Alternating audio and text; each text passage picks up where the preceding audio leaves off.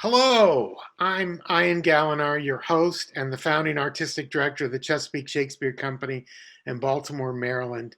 And thank you so much for joining us. Today we have a very special guest, uh, David Prosser from the Stratford Festival in Ontario, Canada. We're so delighted that you're here, David.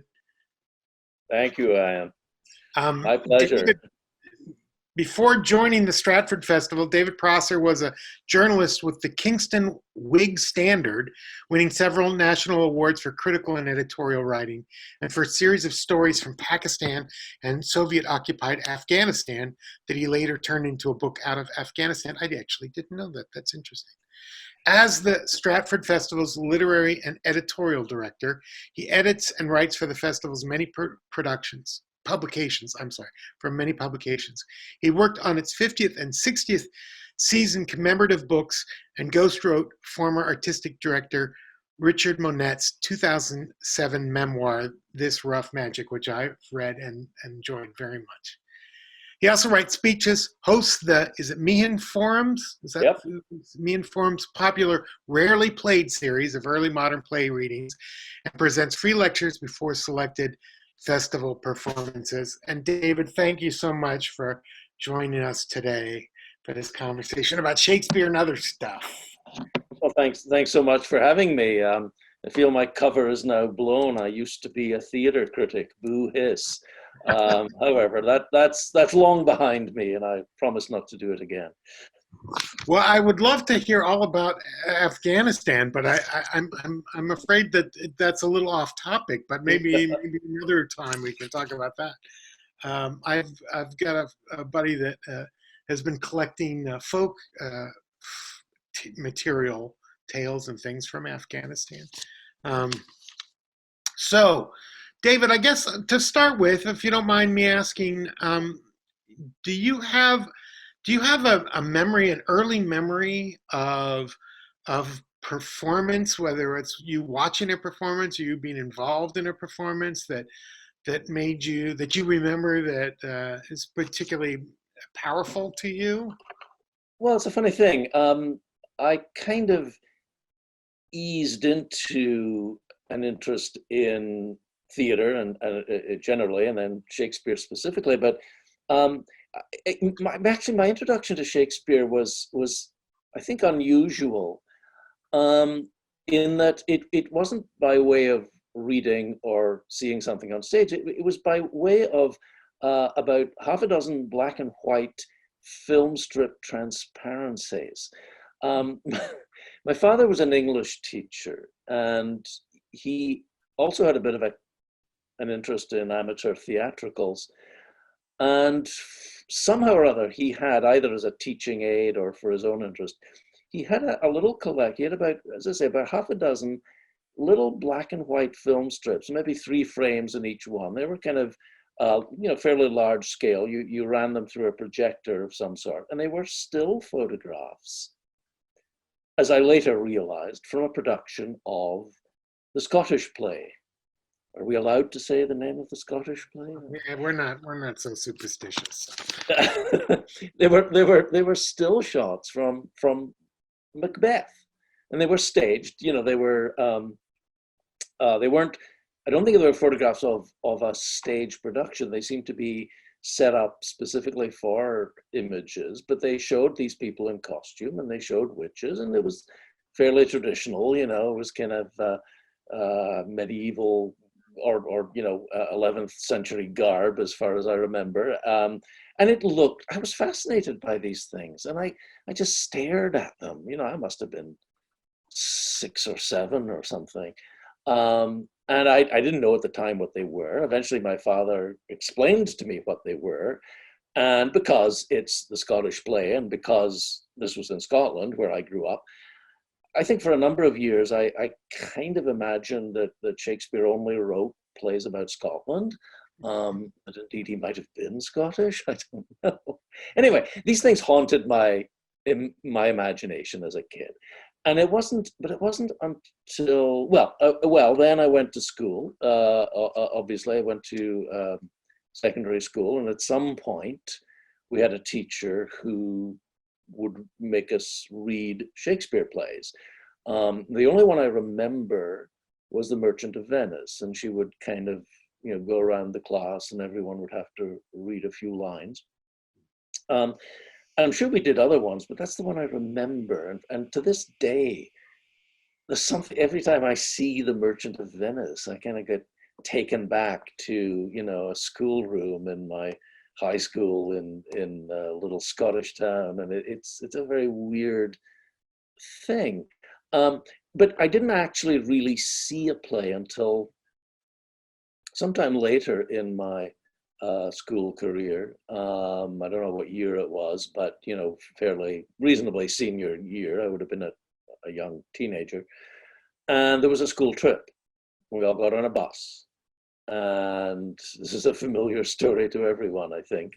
We were taken to see a production of Hamlet, and I'm not actually sure I remember where it was, but by a process of elimination, I think it must have been at the Pitlochry Theatre Festival, because it's the only theatre festival I can think of in a reasonably accessible radius. Anyway, we saw this production of Hamlet. I don't think it was particularly good. I remember vividly my classmates at the end when Hamlet's dying in Horatio's arms. I remember my classmates, making kissing sounds, which is the sort of thing students do. But I was quite captivated because I'd never really seen anything like this before, and it's a little hard to pin down what it was about it. But it was just this idea, and I might get into this later. It was this idea that you were in this world on stage that was a little like the real world, but vastly different from it. And there were these people doing things for motives that were often ambiguous, acting in ways that couldn't really be predicted. And the whole thing leading to a kind of, tragic outcome with the bodies strewn across the stage. And so the unreality of it, because I mean, mostly I hadn't gone to the theater much. I'd watched TV and I'd watched movies, and that kind of, naturalism of a sort, anyway, was what I was kind of used to. And then you see people on a stage doing stuff that was not naturalistic, really, speaking in blank verse. That really captivated me. I mean, I'd been to theaters before. I think my first theatrical experience was seeing a pantomime, probably Dick Whittington, because I seem to recall being terrified by a huge painted curtain with the face of a cat. Anyway, but for some reason, that Shakespeare play, that Hamlet, that was the one that kind of did it for me, There's so many stories. I just want to interject. You know Yeah. what? There's so many stories about people whose lives have changed in an experience like that. And every year we do at the Chesapeake Shakespeare Company, we do Romeo and Juliet matinees for about 8 weeks. And there's an actress who's played, I think, Lady Capulet every year. We've done it, so about 6 years, and I think 1 year she played the nurse. But she tells the same kind of story. I think her story was Midsummer Night's Dream, but how getting in a bus and going to the theater and seeing Shakespeare for the first time has the potential to change people's lives. It's astonishing. Yeah, I mean, and it's the sort of thing that just you kind of, everything you see after that, you somehow in some way kind of relate back to the first thing you saw, the first time you saw something. You think, oh, I see, that's different, or that's better, or that's not as good. I mean, I've only got very, very faint memories of that first production, but if I see Hamlet now, I will always think about it. I remember the Hamlet was very blonde in that one that I saw, and I can never quite get used to Hamlets who aren't blonde. Just really silly. But then, I mean, I became interested in theater myself, like in the practice of theater in university, when a well, not to make it too long a story, but a girl from the drama society at the university knocked on my residence door one day and said, we're doing a production of Tennessee Williams' The Glass Menagerie, and we need a Tom. Have you ever done any acting? And so with no prior experience, I found myself playing Tom in The Glass Menagerie and discovering that I could actually sort of do it. I mean, not great, but adequate. I could speak up and not bump into furniture. And that kind of started a long-term interest in actually doing theater. And I did a lot of community theater, and I worked with a couple of little professional companies. And ironically, when I came to the Stratford Festival, my performing career basically ground to a halt because my day job was all consuming and there wasn't much opportunity outside the festival. Although I did acquire an equity card out of it because I did a couple of dramatic readings at the festival, and I directed a little reading, and I was offered the card, and I said, okay, I'll take it.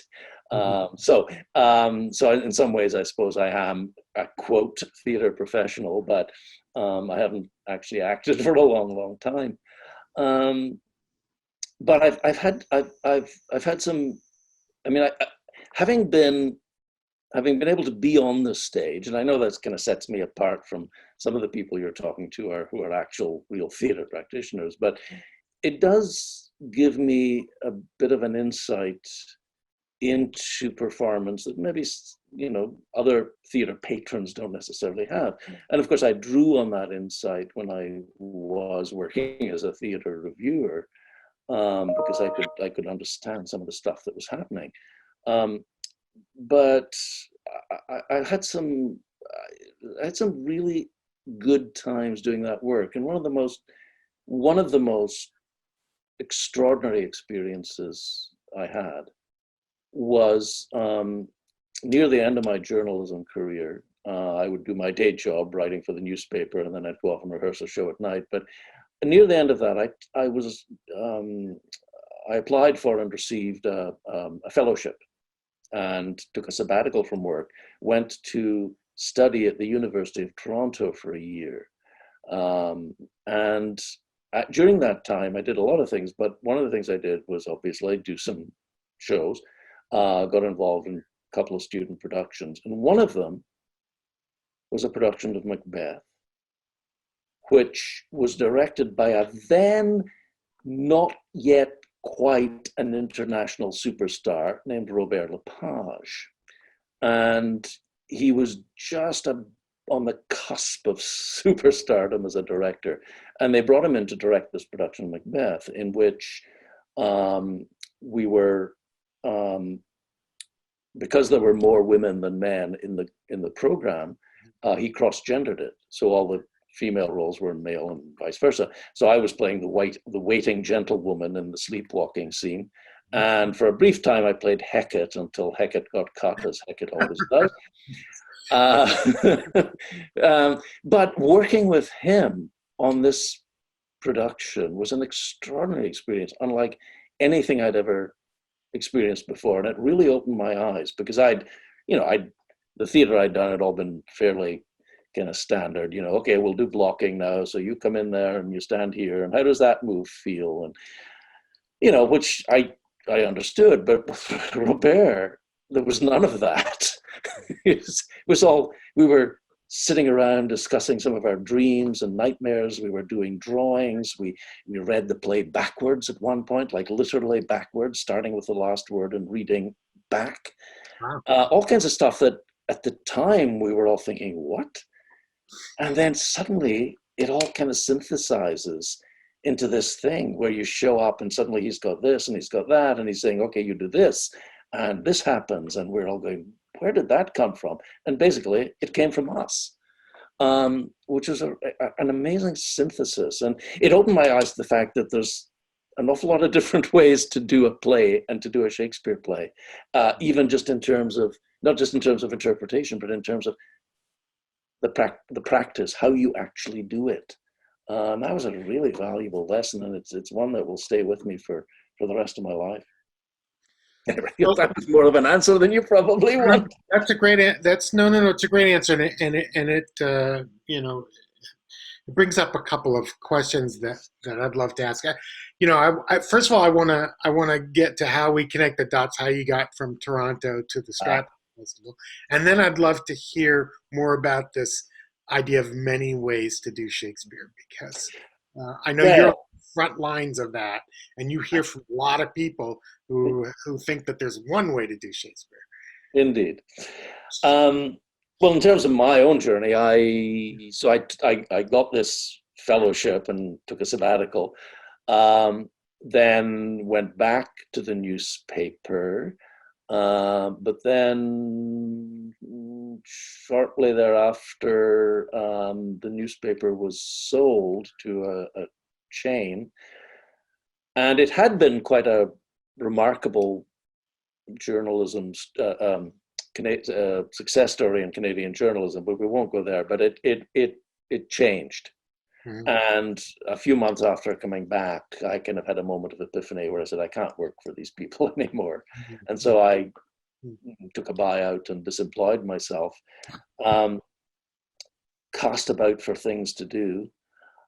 As it happened, the then marketing director at the Stratford Festival knew my work from the writing, from the reviews that I'd written, Oh, and they were looking for an in-house wordsmith. They had a literary manager, but they needed someone to help him out and do some of the more mundane things. Um, and so I got approached. Actually, I think my wife, who was in the company at the time, put my name forward, and they said, "This marketing director." I said, "Oh yeah, right." And so they hired me on a kind of contract basis. And then the literary manager actually tragically died in an accident, and they kind of decided that I was kind of the next best thing. So I then ended up with a full-time job at the festival. So, but what was interesting, I mean, most of my job is the literary part of my job is the lesser part. It's more the editorial part. So I work on the publications, as you said. Um, I try to make sure that everything the festival puts out is of the kind of editorial standard that people would expect. And my journalism background came in very useful because I used to not just write, but also be an editor at the paper. And so I knew how to write to length. I knew how to cut stories. I knew how to write a headline to fit a specific space. I knew how to write a catchy headline. So all these skills, suddenly I found myself at the age of 40-ish. Um, the skills that I'd acquired over the preceding decade and a half, I suddenly could now merge with the big enthusiasm in my life, which had been the theater. And so, even though I was sort of serving the theatrical muse rather than being up there on the stage, I could do it in a way that was actually quite useful because of that background. So that was kind of the trajectory. It was like I had a career, I gave it up, cast around for a year or so, and then I fetched up at the festival, for which have been eternally grateful. What was the second question? well, the question was it was about linking the idea that there were multiple ways to do Shakespeare, and I know from knowing you for many years that you deal a lot, we correspond a lot, and hear a lot from audience members from this important, Sure. not just Canadian institution, but global institution, the Stratford Festival. And people, I know in my little corner of the world, that people have very strong opinions Mhm. um, about Shakespeare and how we ought to do it, how we ought not to do it. Yeah. I mean, the good side of that is that they care so much about Hmm. it. But sometimes it's a difficult conversation to try to talk about the variety of approaches to these words. And I know you spent a lot of time talking about that, and I'd love to hear, I don't know, your views and maybe a story or two about that. Well, it's funny. I mean, first of all, I got to say that my interactions with the festival patrons tend to be of two kinds. There's as you mentioned, the talks that I do. So I do a certain amount of public speaking for the festival. And that's when I see the amazing side of people who go to the theater.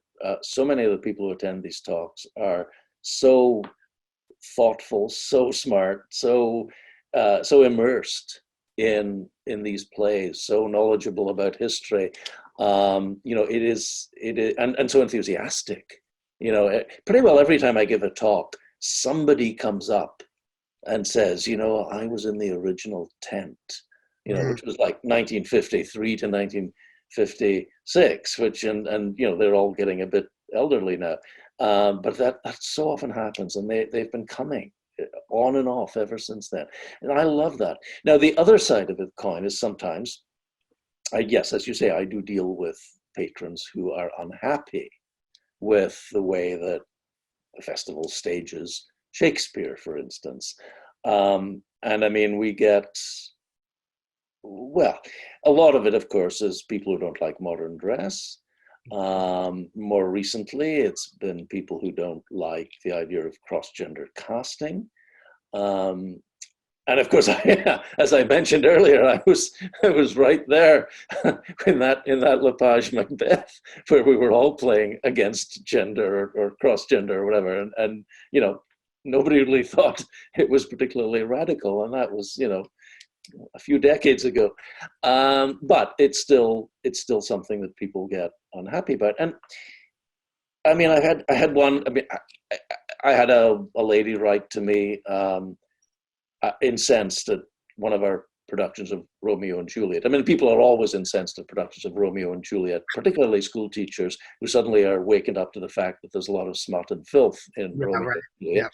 Yeah. But this particular lady was upset by a number of things, one of which was the fact that we had rewritten the play so that Mercutio no longer dies in Romeo's arms. And I wrote back to her and I said, I'm not entirely sure which version of the text you're looking at. Is it whether it's a quarto or the folio? But as far as I know, in all versions of Romeo and Juliet, Mercutio does not die in Romeo's arms, because then they'd have to figure out a way of getting him off the stage. In most versions I've seen, he totters off the stage with a pox on both your houses or plague on both your houses and goes off and dies. And this woman was purporting to be an English teacher. So it was kind of disturbing, and she got quite testy about it, and went on about, I think she actually phoned me to tell me how patronizing I'd been in my response to her, which is fine. But we get all kinds of, I mean, weird and wonderful complaints. A wonderful non-artistic complaint was from the woman who was unhappy because she got a speeding ticket on her way to Stratford, and she blamed us. I guess we were just so irresistible, she had to put her foot down. Anyway, but to come to the point about this, and it's sort of what I hinted at earlier about the kind of non-real nature of, or non-naturalistic nature of a Shakespeare play. For me, I think the key word is dream. I've always been fascinated by the phenomenon of dreaming. I've been fascinated by surrealism in art. For instance, the depiction of dreams, as a primary school teacher once said to me, and the words stuck in my mind, she said, Salvador Dali paints dreams. And I feel that about Shakespeare, that, even a play that's about history, theoretically, is wildly dreamlike. I mean, not just the fact that people are speaking in a highly wrought artificial language that no real person ever spoke. Nobody speaks in blank verse, maybe once in a while by accident. But just the nature of the way that these things unfold, the ambiguity of character and motive in Shakespeare, the fact that they are subject to an infinite number of interpretations, speaks to the fact that you really can't pin these plays down very well. They are dreamlike states that mirror reality, but distorted in ways that are fascinating, that are magical, that are disturbing, that are alarming, that are transformative. And I go back to that, to the idea of a play like Hamlet, which takes place in this kind of closed universe, more or less. Most of the plays basically in Elsinore. It's in this little closed universe where people are interacting with each other and doing weird things. And the guy at the middle of it, you cannot figure out where he's coming from, what really is his problem, why he does. And it's full of these unanswered questions, and that mystery, that bewildering, surreal quality that is there, I think, at the heart of all Shakespeare's plays is kind of what fascinates me about it. So when you go to put on a Shakespeare play, you've got these words, you've got to try and make some sense of them in a coherent kind of way. What are you going to do? What choice are you going to make? So you can say, okay, this is a play about ancient Rome. What did they wear in ancient Rome? Oh, togas, sandals, breastplates, cloaks, all that stuff. And you do your Julius Caesar, and then you get to that line about, plucking me ope his doublet. And you go, okay. I guess they were actually wearing doublets in Shakespeare's time when they produced it. Or you do it in modern dress, our modern dress, and then you're wrestling with, in a play like Romeo and Juliet, you're wrestling with the question of, why Juliet just doesn't text Romeo and tell him what the plan is. And you're dealing with problems about swords and things that people don't routinely carry around these days. Or you do it Shakespeare style in Elizabethan dress, which, in many ways is arguably the quote right way to do it, because that's how Shakespeare did it. He did his plays in what was for him modern dress. But then, of course, you have the problem that it's not modern dress for us anymore, and it makes the play look kind of historical in a way that it wasn't. And if it's a play about ancient Rome, it maybe makes it look weirdly ahistorical in a way that. So what do you do? And of course, the answer is there is no right way to do a Shakespeare play. There is no way. Even if you wanted to go out and recreate the entire Elizabethan experience, and you did the plays as they do at the Globe now, in the open air, and with maybe you hire some people to be orange sellers in the crowd, or harlots or whatever, and you make the audience dress up. You cannot put an Elizabethan sensibility into a modern mind. So the plays are not going to be received by an audience in the same way, however you do them. So you have to acknowledge that, and you have to, I think, go back to Henry V and to A Midsummer Night's Dream, where, in Henry V, obviously, in the chorus prologue, says, look, hey guys, it's a wooden platform, right? I mean, and there's a bunch of guys at the back with spears, right? So, okay, you have to buy into the idea that this is these are the vast fields of France, and that's a big army, and the guy with the two coconut halves is an army of horses. And then you go to Dream, where Shakespeare explicitly, draws that connection and says, look, it's a dream. If you have but slumbered here. Think that this is just some kind of fantasy that's happened. And of all his plays, maybe that's one of the most dreamlike, not surprisingly, with its mixture of ancient Greece and Warwickshire tradesmen and fairies. But all of the plays have that dreamlike quality. So you come to the dilemma of what's the right way to portray a dream? Yeah. Well, there isn't one, because dreams are dreams, and dreams are imaginative constructs that, sure, reflect reality, but play with it in ways that are completely unexpected.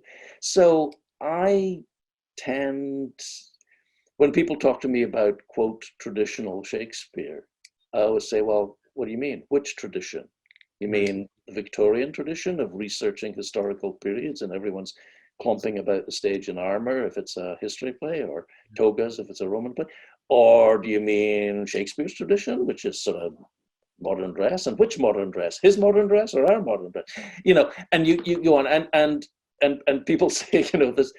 I don't want a director's interpretation. I just want the play. Yeah, sure. And I say to those those people, well, what is their accepted director's interpretation? It's a bit like, I don't know, walking into a car dealership and saying, yeah, I want a car, but I don't want one of those Hondas or Chevrolets or Subarus or Fords. I don't want somebody's idea of a car. I just want a car, a real car. Well, there is no such thing. There is no kind of platonic ideal of a car. There's only some engineers, some company's idea of what a car might be, and you make the car that you can conceive, and that's the same with Shakespeare. There is no ideal version of Hamlet. There is no real Hamlet. There is only somebody's idea of what these words might possibly mean, and what do you make that world look like, and how do you render it, and because that's all there is. Shakespeare didn't leave us theater. He left us sets of instructions for making theater, like a recipe. Here are the words. You go figure out how to say them. You figure out what you're wearing while you say them. I was compared to a musical score. That's a good one. Here's a way to do your art, this piece of art. I'm fascinated by that idea of dreams. I remember talking about dream logic in, I think specifically a production of Midsummer Night's Dream, about how it, when you're, at least when I dream, there's not much sense in the transitions from one thing to another. They just happen. And I think when I think of dream logic, I think actually not of Shakespeare. I think of, like, there's a David Lynch film, Mulholland Drive, which I think captures that spirit of dream logic better than anything at least the dreams that I have. And I guess it feels differently. That's fascinating, David. Thank you for sharing that notion. So what I want to get back to a little bit about what I mentioned before.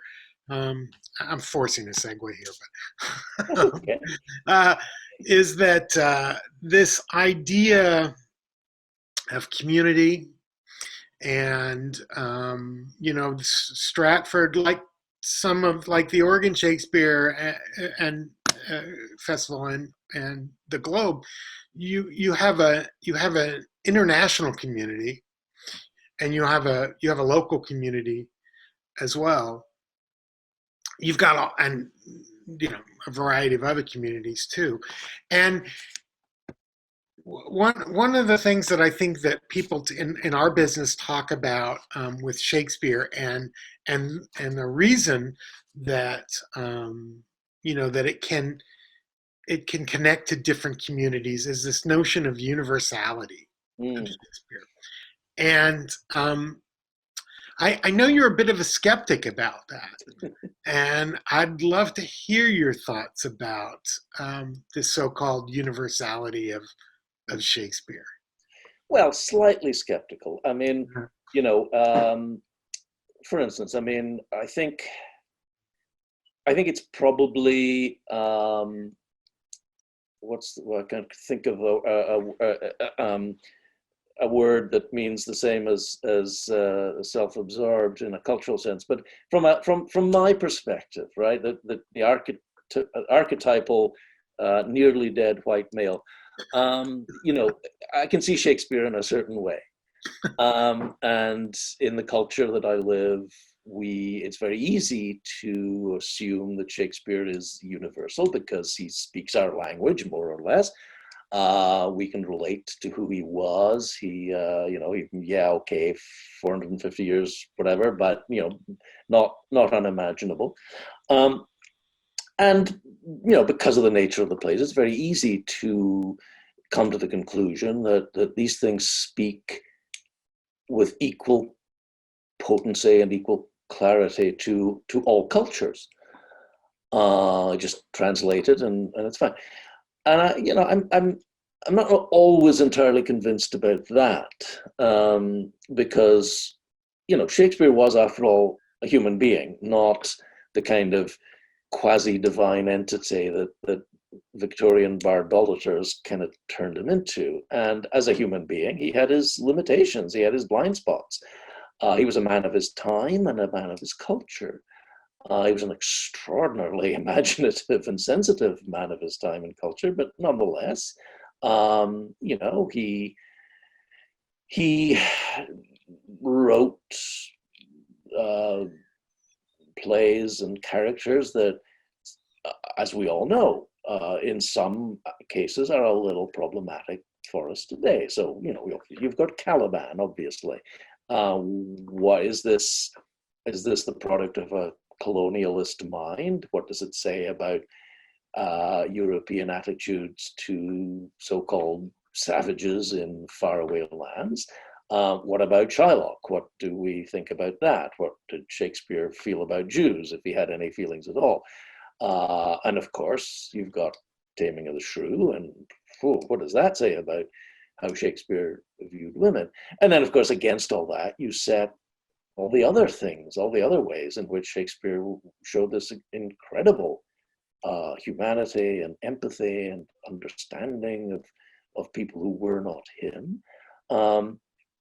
But I think we sometimes bend over backwards to make Shrew okay for modern ears and to make Merchant okay. And I think sometimes we overestimate the degree to which Shakespeare may have been trying to ironically undercut what he was presenting. I think there are some ways in which, with Shylock, for instance, I think, basically Marlowe wrote his, quote, Jew play, and Shakespeare said, oh yeah, I can do better than that. And I mean, that's basically what you get. He just was a more profound writer, and so he made Shylock human. But I don't know that you can come to terms with the forced conversion at the end. You can go out of your way to show that Shylock lives in a racist society, which I think he does. But I don't know, if I were Jewish, I'm not sure that I would be buying it. I know, and a lot of our Jewish audience members don't buy it, and I can't entirely discount their reaction, because I can't feel it from within. I don't feel too bad about how Shakespeare depicted Macbeth, but that's kind of a different situation. But I think that it's slightly dangerous to assume that, yes, Shakespeare speaks to everyone, because I suspect he doesn't. Mm-hmm. However, of the people who have written plays in human history, I can't think of any who have shown such an incredible ability to enter into the mind to enter into the experiences of other people. And I'm saying other in the sense of the other, perhaps, as much as just other individuals. To try to imagine, from a guy from Warwickshire, to try to imagine what it feels like to not only be an 11th century warlord, but what it feels like to have committed a murder, and in fact a series of murders, and live with that. Yeah. What it feels to be haunted the way Macbeth is haunted, what it feels like. And I don't know, we talked about dreams. I don't know if other people have ever had dreams of, where you dream you've committed some kind of crime and you're desperately unhappy about that, but it pursues you. And Shakespeare writes that nightmare in Macbeth. He writes that nightmare. That's what it's like. Yes, we've got Kate and Taming of the Shrew, but then you have Beatrice, and then you have Rosalind, and you have these women who are Juliet, who is so much smarter than Romeo. And you think, okay, so that is what you have here is an amazing grasp of human nature, an amazing capacity to enter into experiences that you yourself have not necessarily had. And that is the closest thing I think that any writer is going to achieve to universality, because finally, despite our cultural differences, we are all, there is that core of humanity that we all share. So everyone knows what it's like to love, to hate, to feel anger, to want revenge, to feel jealousy. We can't all know what it's like to be Jewish, but we can all know what it's like to be disliked by people around you. We can all know what it's like to feel in a bit of a minority, and we can all understand why someone who's been kicked and spat on throughout his life is quite likely to turn ugly at the end and try to exact a revenge. That we can relate to. So I, in that sense, yeah, I think there's a universality in terms of just basic human nature and how we feel about things. But I think we should not try to pretend that everything Shakespeare did was from the perspective of an enlightened liberal, and that if there's something in the play we don't like, then he must have been doing that ironically, or he must have been doing it subversively, or inviting us to not to subscribe to it. I think that's probably wishful thinking, but you just don't get any better than what he did. So who's complaining? And I think we as artists can, we can make those subversive points, Yeah. or points. Which of course is that whole thing of interpretation. You could come at a play like Shrew as a feminist, right, and say, whoa, okay, I still want to put on this play. What is it about? What is it about to me? What does it say to me? How do I make this play my dream, right? Whatever Shakespeare's version of it was, because we don't have Shakespeare's version. He didn't tell us, unlike George Bernard Shaw, who went on to great length about, how his plays were supposed to be perceived.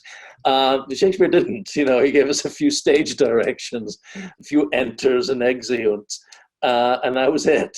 So really, we have to make up our own minds, and that's the brilliance of the play, is that you can do that, even if it wasn't Shakespeare's intention.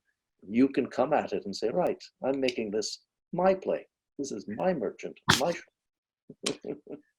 I love hearing about that notion of Shakespeare teaching us or sharing with us what it is to be human beings. David, I think we're close to the end, but I want to make sure that we play the lightning round before we let you go here. So these are really, really important questions here on the lightning round. Are you ready? I feel my palms sweating. Yes. All right, here we go. You get this one all the time. So the first one, least favorite Shakespeare play. Oh, least favorite Shakespeare play. Oh, for heaven's sakes. Oh dear. I don't get this all the time, and I've never really thought about it.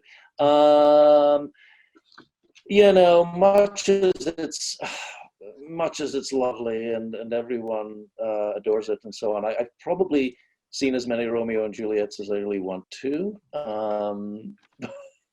But that's simply a result of overexposure. All right, ocean or mountains? Sorry? Ocean or mountains? I'm still not hearing that. Ocean or mountains? Ocean or mountains? Okay, you've lost me. There's obviously an illusion here that I'm not getting. Do you prefer the ocean or mountains? Oh, do I prefer ocean or mountains? Yeah. I'm very much an ocean kind of guy. Got it. Sorry, that threw me. Sullied or solid? Oh, both. Good. Godfather 3, yes or no? It was so long ago I can't remember. I'm not even sure if I saw it. The Godfather 1 was fine. I'm going to answer for you, no. Most superfluous Shakespeare character. Most superfluous Shakespeare character.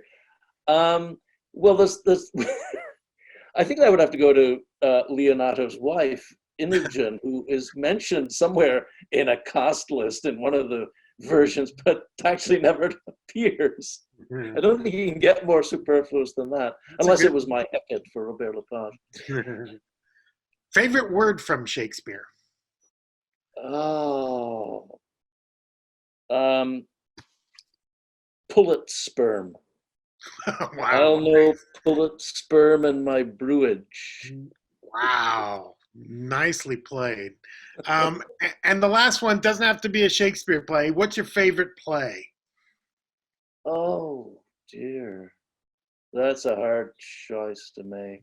Um, I well, I mean, let me put it this way. I have a particular fondness for Tom Stoppard's play Travesties. Uh, And I've always wanted to see, and I'm sure someone's done this, but I've always wished that our festival would mount Travesties in tandem with The Importance of Being Earnest.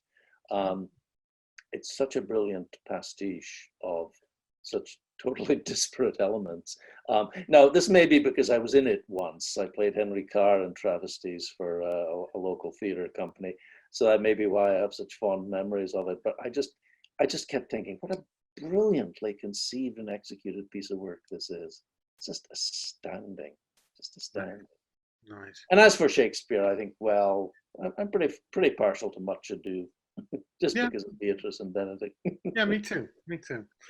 Great, David Prosser. Thank you so much for joining us Oh, thank and you. sharing your thoughts with us. We really do appreciate it.